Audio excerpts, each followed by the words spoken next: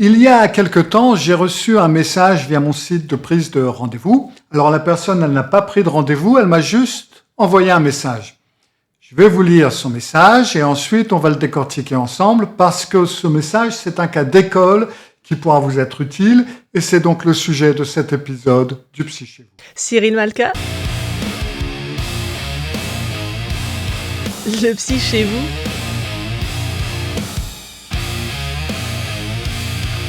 Cyril Malka, le Psy chez vous. Avant de commencer, si vous n'êtes pas encore abonné, n'hésitez pas à le faire, abonnez-vous.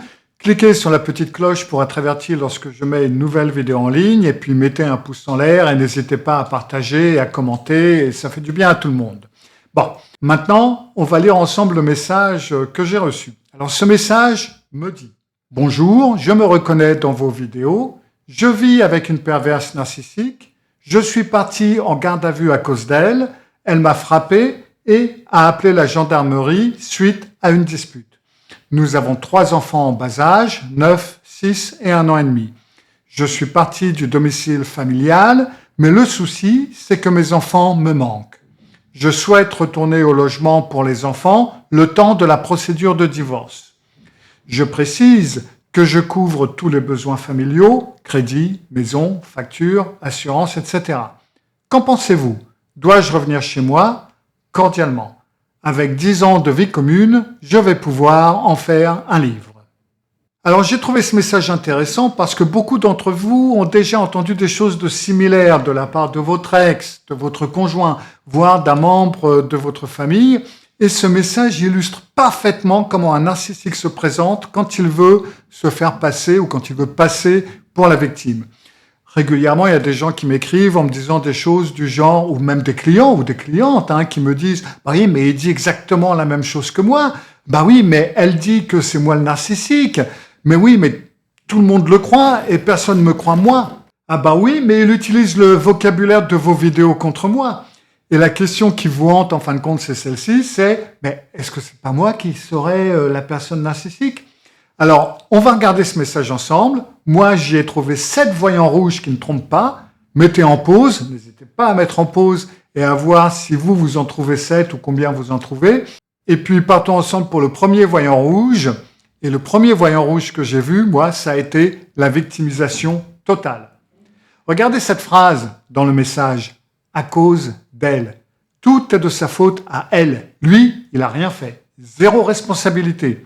Une vraie victime va dire « Bon, on s'est disputé, ça a dégénéré, j'ai eu peur. » Un narcissique va dire « Tout est de sa faute, moi, j'ai rien fait. » Vous voyez la différence ?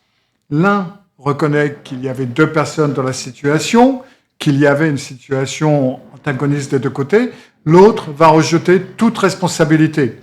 Alors oui, on est bien d'accord, il y a des situations où quelqu'un est victime à 100%, agression, violence unilatérale, etc. Mais c'est pas de ça dont on parle. Là, dans ce cas-là, c'est évident, on n'a pas besoin de vous convaincre.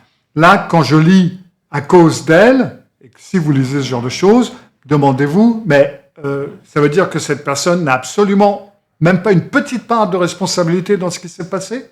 Si la réponse est 0, donc la personne n'a aucune responsabilité, là, c'est votre premier voyant rouge. Le voyant rouge numéro 2, ça va être les incohérences factuelles. Regardez bien cette phrase. Elle m'a frappé et a appelé la gendarmerie. Et le résultat, donc, c'est que lui se trouve en garde à vue. Alors, attendez une seconde. Alors, je ne suis pas spécialiste de droit français, mais si elle l'a frappé, déjà, pourquoi elle a averti la gendarmerie? Et pourquoi est-ce que c'est lui qui se retrouve en garde à vue? Que je sache, la police n'embarque pas la victime. Enfin, généralement, c'est pas trop comme ça que ça fonctionne. Et d'un autre côté, si moi j'agressais quelqu'un et que je lui donnais des coups, je n'irais pas appeler la gendarmerie, je me carapate. Enfin, je veux dire. Donc là, de toute évidence, il manque un morceau de l'histoire, je dirais même un assez gros morceau. Il y a une part de vide là entre les deux. Et de plus, une vraie victime, quand elle va raconter son histoire, il y a justement une cohérence entre les faits et les conséquences et ce qui s'est produit. Là, il va y avoir une continuité. Et là, dans ce cas-là, les morceaux ne s'assemblent pas, mais il espère que vous ne remarquerez pas. Donc, d'ailleurs, on va parler du domicile. D'après ce que je comprends, ils sont mariés. C'est donc un domicile conjugal. Donc, légalement, il a le droit d'y être.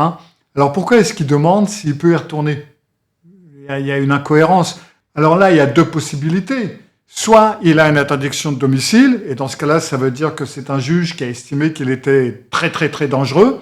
Il y a une décision de justice, et donc là, il cherche quoi? La permission d'un psy pour violer une décision judiciaire. Soit, il n'a pas interdiction, mais dans ce cas-là, pourquoi est-ce qu'il joue à la victime? Pourquoi il n'ose pas retourner chez lui alors qu'il en a parfaitement le droit? Donc dans les deux cas, ça colle pas à son histoire. Quand quelqu'un vous raconte une histoire de victime, posez-vous cette question simple, est-ce que les conséquences correspondent un petit peu au fait raconté? Oui, je sais, la justice n'est pas parfaite, mais s'il y a trop de choses qui ne collent pas, comme dans ce cas-là, c'est le deuxième voyant rouge. Le voyant rouge numéro 3, c'est l'instrumentalisation des enfants. Et là, on arrive à quelque chose qui est très, très révélateur. Il dit « Mes enfants me manquent, je souhaite retourner au logement pour les enfants. » Attendez, stop. Si tes enfants te manquent, tu te demandes quoi? Tu demandes un droit de visite, un point de rencontre neutre éventuellement, tu demandes des horaires de garde, tu demandes une médiation familiale, mais tu ne demandes pas à retourner au domicile. C'est deux choses totalement différentes. Pour voir ses enfants ou revoir ses enfants, on n'a pas besoin de retourner au domicile. Moi, mon ex-femme, quand je voulais voir les enfants, j'allais pas à l'ancien domicile, ça ressemble à rien. Et pourtant, j'avais pas fini en garde à vue. Éventuellement, un endroit neutre. Pourquoi veut-il retourner au domicile?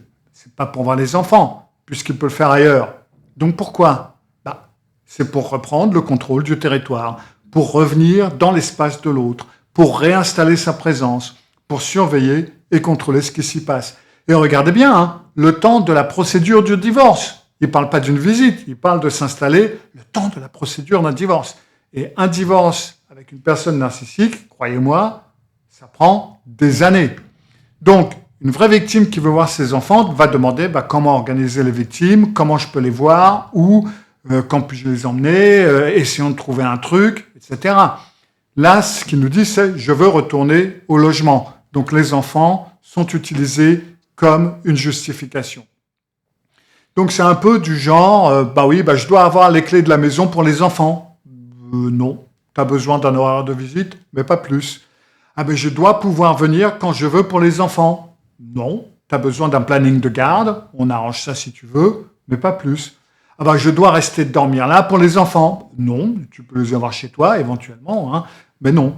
Je dois pouvoir entrer pour voir comment ils vivent, si tu t'occupes bien d'eux. Non, ça c'est du contrôle, c'est pas de la parentalité. Donc la question à vous poser dans ce cas-là, c'est est-ce que cette demande concerne vraiment les enfants ou est-ce que les enfants sont tout simplement l'excuse pour autre chose? Test très simple. Quand il dit ça, proposez-lui de voir les enfants ailleurs, au parc, chez lui, dans un point de rencontre. Est-ce qu'il serait content? Si oui, c'était vraiment pour les enfants et son souhait est exaucé, pas de souci. Sinon, c'était pour le contrôle du domicile et mon pote, tu repasseras. Donc dans ce message, il dit uniquement que ses enfants lui manquent, mais c'est pour retourner au domicile. Si ses enfants lui manquaient vraiment, il demanderait comment organiser ses visites plutôt que demander « est-ce que je dois retourner au logement ?» Ça, c'est de la manipulation par instrumentalisation des enfants qu'il essaye d'obtenir en manipulant un psy. Malheureusement, il est peut-être tombé sur le mauvais psy à manipuler. Le voyant rouge numéro 4, c'est le levier financier. Regardez un petit peu cette phrase qu'il écrit, où il dit « Je précise que je couvre tous les besoins familiaux, crédit maison, facture, assurance, blablabla. Bla, bla, bla. » Pourquoi il précise ça? C'est pas pertinent pour la question psychologique qu'il pose. Moi, j'en ai rien à foutre. Et ça n'a rien à voir avec le fait de retourner au domicile ou pas. C'est quoi alors?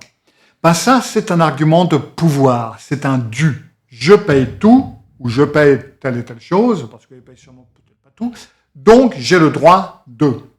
Une vraie victime va dire je ne sais pas comment on va s'en sortir financièrement, ça me coûte cher, etc. Je ne sais pas trop quoi faire.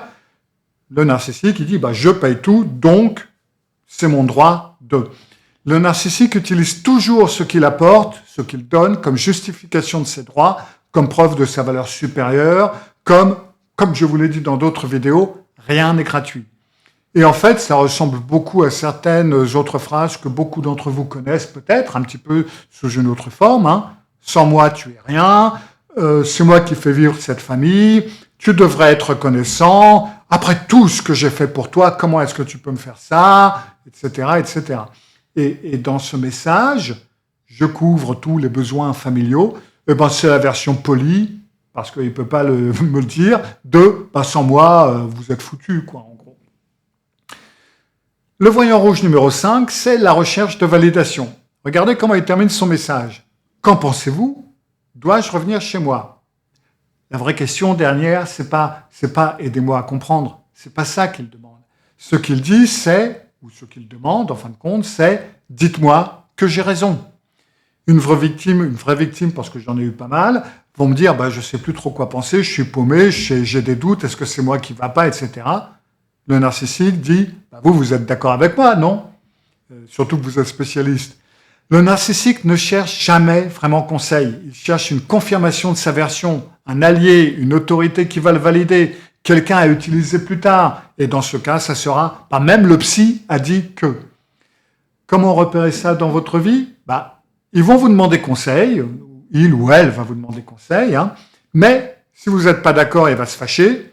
Ils vont écouter seulement ce qui les arrange, le reste, ça ne les arrange pas, donc ils ne vont pas l'entendre. Ils vont tordre vos mots pour leur version des faits, pour que ça corresponde. Et puis, ils sont capables de faire le tour du monde jusqu'à trouver quelqu'un qui dit oui, en fin de compte. Donc là, ce n'est pas une demande d'aide qu'il avait écrit, c'était du shopping de validation, si on peut dire ça comme ça. Le voyant rouge numéro 6, c'est la minimisation de la violence. Alors ça, j'ai adoré, tout simplement. J'ai tout simplement adoré. Revenons un petit peu sur la phrase, c'est suite à une dispute. Alors on n'a peut-être pas la même définition de dispute. Moi, j'ai eu des disputes avec des gens, j'ai jamais fini en garde à vue. Quand ça finit en garde à vue, c'est plus une dispute. Il y a de la violence quelque part. Et là, le mot choisi minimise totalement la gravité de ce qui s'est passé. Une vraie victime va nommer les choses. Elle va dire il m'a poussé, j'ai eu peur, ça a été violent, ça a dégénéré, on a commencé à s'engueuler, puis on s'est poussé. Enfin bref, le narcissique, il va édulcorer c'est une dispute, c'est un malentendu. Oh, mais elle est sensible. Et puis voilà. Et ça, c'est quelque chose que vous avez probablement aussi entendu dans une relation narcissique si vous y avez été. Oh, mais tu dramatises. Ah, mais c'était pas si grave que ça. Tu es trop sensible, mais tu es hypersensible, on peut rien te dire, tu te fais des idées, etc., etc. C'est exactement la même technique, minimisée pour ne pas assumer la gravité de ce qui s'est passé et donc de ce qu'il a fait dans ce cas-là. Et le voyant rouge numéro 7, que j'ai bien aimé également, c'est la grandiosité qui est totalement déguisée. On termine avec cette phrase qui est avec 10 ans de vie commune, je vais pouvoir en faire un livre. Alors, c'est pas le fait de vouloir écrire un livre qui pose problème, c'est le timing et c'est l'intention. Beaucoup de victimes, des années après, peuvent avoir envie d'écrire leurs histoires. Alors, ça peut faire partie d'un processus de guérison pour comprendre ce qui s'est passé, pour formuler les choses, pour essayer de partager quelque chose. Mais là, c'est pas tout à fait ça. Logiquement, il sort de garde à vue et il parle de faire un livre comme preuve que son histoire, en fin de compte, est exceptionnelle pour se glorifier en victime avec grandiosité. Alors oui, il y a quand même une différence. Regardez la différence. Déjà, le quand. Pendant la crise, une glorification que des années après, c'est potentiellement plutôt thérapeutique. Pourquoi ? Mon histoire est extraordinaire. Ça, c'est du narcissisme. Peut-être que ça aidera quelqu'un, ça m'aidera à avancer. C'est un processus de guérison. Et comment il en parle ? Je vais écrire un livre. Je vais en faire un livre. C'est l'ego qui parle. J'ai écrit pour comprendre ce qui m'est arrivé. C'est un processus. Vous voyez la différence. Donc, dans ce message, après une garde à vue, je vais en faire un livre. Ça me paraît très déplacé et très inapproprié. Parce qu'une vraie victime en pleine crise, qui pense à ses enfants, machin, etc., ne pense pas à écrire un livre. Je suis désolé, ça ne se passe pas comme ça. On ne pense pas à une histoire extraordinaire qu'on va écrire pour faire connaître à tout le monde. C'est pas vrai. Ça ressemble plutôt à ce genre de comportement qu'on peut voir sur Facebook pendant le divorce. Je vais écrire un livre sur mon calvaire. Mon avocat a dit que mon histoire est incroyable, il n'a jamais vu de tel. Mon psy me dit que jamais il a rencontré quelqu'un qui avait vécu ce que j'avais vécu, etc., etc., etc.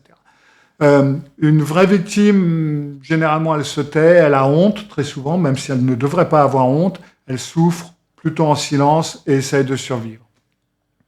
Alors maintenant, concrètement, qu'est-ce que vous allez pouvoir faire de tout ça? Alors déjà, pour vous-même, ça veut dire que vous arrêtez de douter.